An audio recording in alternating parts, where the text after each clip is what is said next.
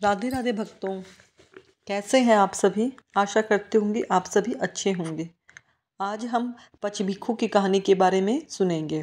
पचभिक्षु जो होते हैं कार्तिक मास के आखिर के 5 दिन, उसको हम भीष्म पंचम के नाम से जानते हैं। अब की बार भीष्म पंचम सोमवार से शुरू हो रहे हैं। पहले तो एकादशी से शुरू होते थे, लेकिन अब की बारी भीष्म पंचक हमें सोमवार से शुरू करने हैं और शुक्रवार तक 5 दिन के पंचभिक्षु के व्रत रहेंगे। आइए उसकी कथा जानते हैं।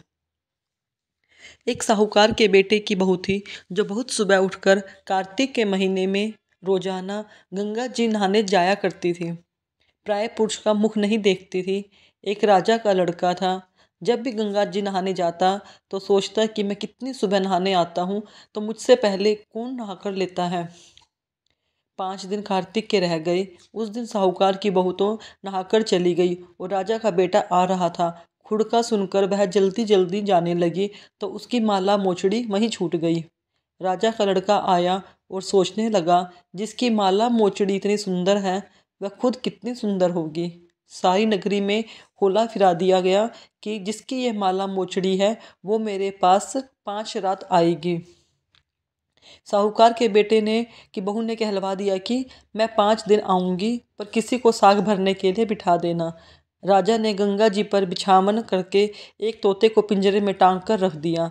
वह सुबह आई, पहली पैड़ी पर पैर रखा और बोली, हे कार्तिक के ठाकुर राय दामोदर, पांचों पांडु छठे नारायण, भीष्म राजा, उस पापी को नींद आ जाए।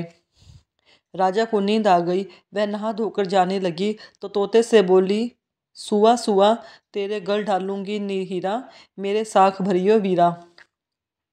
सुआ बोला, कोई वीर भी साख भरता है? तो वह बोली, सुआ सुआ सुबह तेरे पग घालूंगी नेवर, साख भरियो मेरे देवर।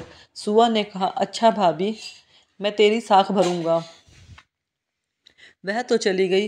राजा हड़बड़ाकर उठा। सुआ से पूछा, सुआ सुआ वह आई थी, कैसी थी? सुआ बोला, आभी की जिस बिजली, होली की सी झलक, केला सी की कामनी, गुलाब का सा रंग। राजकुमार ने कहा, आज मैं उंगली चीर कर बैठूंगा, फिर मुझे नींद नहीं आएगी। दूसरे दिन वह उंगली चीर कर लेट गया। जब वह आई और भगवान से प्रार्थना करने लगी तो फौरन ही राजकुमार को नींद आ गई और वह नहाकर चली गई। राजकुमार ने उठकर तोते से पूछा तो तोते ने उसको कहा कि सारी बातें बता दी। तब राजकुमार बोला, मैं आंखों में मिर्च डालकर बैठूंगा, और रात को आंखों में मिर्च डालकर बैठ गया। वह आई और प्रार्थना करी, जिससे राजकुमार को नींद आ गई। वह नहाकर चली गई। राजकुमार ने तोते से पूछा, क्या वह आई थी? तोते ने कहा, आई थी।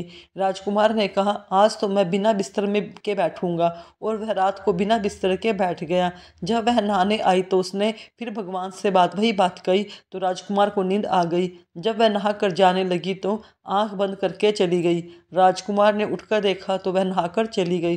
राजकुमार बोला, आज तो मैं आंख की अंगीठी पर बैठूंगा, जिससे नींद नहीं आएगी। और वह अंगीठी रखकर बैठ गया। साहूकार की बहू आई और तो उसने भगवान से कहा, 4 रातें तो निकाल दी, बस आज की रात और निकाल दो। भगवान ने उसका सत रख दिया और राजकुमार को नींद आ गई। जब वह नहाकर जाने लगी तो तोते से बोली, इस पापी से कह देना तेरी 5 रातें पूरी हो गई हैं, इसलिए मेरी मोतियों की माला मेरे घर भेज देना। सुबह राजा के लड़के ने तोते से पूछा, क्या वह आई थी? तोते ने कहा, वह आई थी, उसने अपनी माला मंगवाई है। तब राजकुमार ने सोचा कि वह तो सच्ची थी, उसका तो भगवान ने भी सत रख लिया। थोड़े दिन बाद राजकुमार के शरीर में कोढ़ निकल आया और वह तड़पने लगा।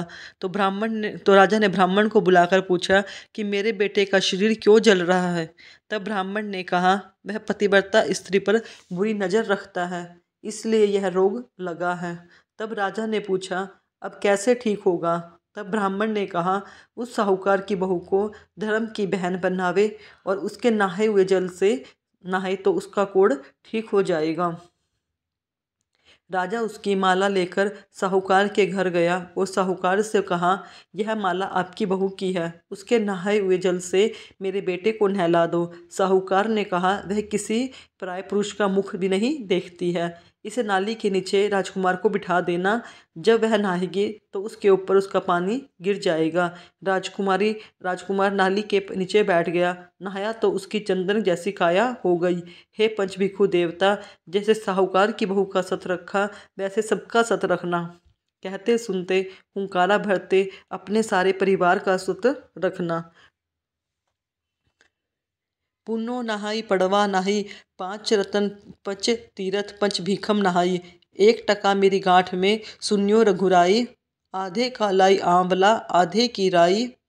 राय दामोदर सांवला जिसने सृष्टि रचाई, राजा के घर उतरी पुत्री बन आई। राजा लाया ब्याह के रानी बन आई, 4 चक्कर 4 मक्कर 4 दिए की लो।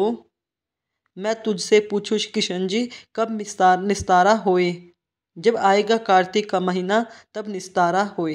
बोलो पचभिक्षु महाराज की जय, भीष्म पंचक की जय। आज आपको हमारी कथा कैसी लगी? और आज रात्रि में सोमवार से और शुक्रवार तक हम अपने घर के बाहर 5 दिए भीष्म पंचक के नाम से लगाएंगे।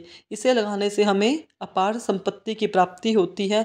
हमारा दीपदान का बहुत ज़्यादा फल मिलता है। धन्यवाद।